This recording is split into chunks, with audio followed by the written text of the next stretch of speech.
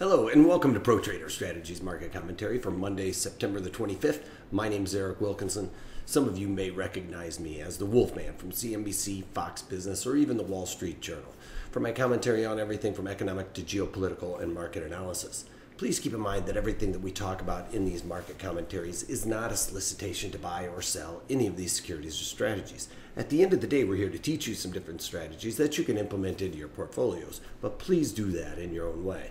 The reason why I can't give you a recommendation on a particular stock or strategy is because I don't know your risk parameters. I don't know what's in your portfolios, and therefore what I'm doing could be counterintuitive to what you are already doing. And please remember that past performance of any trading system or methodology is not necessarily indicative of future results. Having all that out of the way, let's get it on. No economic data today. We do have a lot of Fed governors across the pond and here in the United States speaking. We had the ECB President Mario Draghi speaking earlier this morning, and we should be having, FOMC member Fed Evans was speaking today, and then later on this evening we have Kashikari speaking. So all of those guys probably talking about their views on the economic outlook, and we'll actually probably start getting a little bit more insight into if they are really as hawkish as Yellen led us to believe at the during the FOMC release of the data and when she was in front of Congress. So we'll have to see. On to crude oil. It's blasting off, up almost $1.50 today, testing the value area high. This Fibonacci level did not, the 23.6 fib level did not even hold a candle to this rally, nor did the one of the first value areas that kind of lined up against that. I thought it would really act as a lot of resistance there, but it just cut through it like butter to the upside, but it's kind of slowing down its momentum to the upside now that we're in that $52 area. So should act as support coming back down. The bears will want to defend that. So we could easily start seeing $53 a barrel here, 53.50, because that's where that volume node is. So we are going to probably go up there and look to test that, I think. And now that we're above this area, we should probably see 53.50 being traded in the next few days. On to gold. Gold's making a big move higher as NASDAQ's probably leading the way for the equities to the downside. Gold up almost $14 as people are going to be, when the market kind of starts coming off, people kind of have a tendency to pull out of the equities and throw it into gold futures. So we're seeing a bit of a push higher in gold for that reason. And lockstep, here we have the bonds moving higher almost by a point. We're 7 ticks shy of that, up 25 points right now, 26 points. Bonds, same situation where we're going to start seeing people pull out of, when we see people pull out of equities, you see them put that money to work in the bonds, despite the fact that I think that we're going to see these guys either talking hawkish or at least very neutral. I don't see any dovishness coming out of these guys, at least this week. So in that regard, bonds really just don't have a whole lot of room to move to the upside. VIX, as you can see, is up back into the double digits again.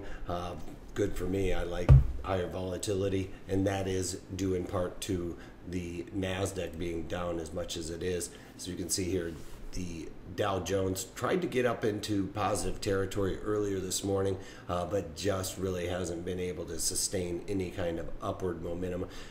Right now down about 63 points, but you can see it is off the lows of the day. Then the NASDAQ near the lows of the day, down 71 points, leading the way. This is what I was talking about, down over a point, or a percentage point, I should say, to the downside. So NASDAQ really kind of getting run over. Apple, Facebook are probably leading that charge to the downside as people are kind of running away from Facebook right now. Onto the E-mini S&Ps. This is a daily chart of the E-mini S&Ps, down 7.5 points on the day. Well off the lows though, but if we look at the daily chart breakdown into 15-minute segments, or actually 30-minute segments, you can see this morning, just basically right out of the open, the market just started free falling, starting to get a bit of a dead cat bounce going right now. So you can see we're off our lows of the day back into a value area here, but the overall market really has a pretty bearish tone to it. It's a quiet, pretty orderly sell-off. It wasn't like it was a panic kind of sell-off, but the market's just overall starting to slide. Now with XLU, if you remember, I've been trying to get out of this trade for quite some time. And in XLU, I had both in my IRA and in my margin account. I don't always put both in both accounts, but I did with this one, and I did with another trade that I did later on, or I'll talk about later on here. But with XLU, if you guys remember, I had on the October, and I was long the 53 puts, or sorry, I was long the 56 puts and then short the 53 puts, create that spread, $3 wide, collected or paid $1.40 for it at initiation. So looking to kind of get right around 75, 85 cents out of this trade to fit in line with my rules of doing a long put spread or a long call spread for that matter. And I got out for that at $2.25. So all of it kind of came in line with my rules, was able to get out on Friday. Like I said, I did that both in my IRA and in my margin account. I think in my IRA, I got in for $1.39, but still got out for $2.25 on Friday. So on to the next trade that I've done was Facebook, and as you can see here, Facebook is just getting slammed today.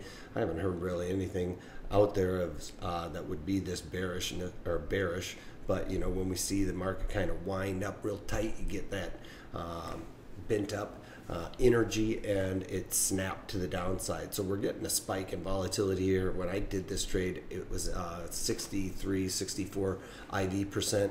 I'm not sure exactly where it's at now, but I do know that you can probably get into this trade for a little bit better than where I got in, just because I got in probably a little early, and the market kind of has continued to come off a little bit. It's probably another $1.25 since I got in. And in my IRA, I set this up as a strangle in both trading accounts, but in an IRA, you can't have naked short call, and they beat you up on margin if you have a naked short put on. So what I did is I did this in line with the rules of the webinar I just did on Friday. So you can go to protraderstrategies.com, sign up for that.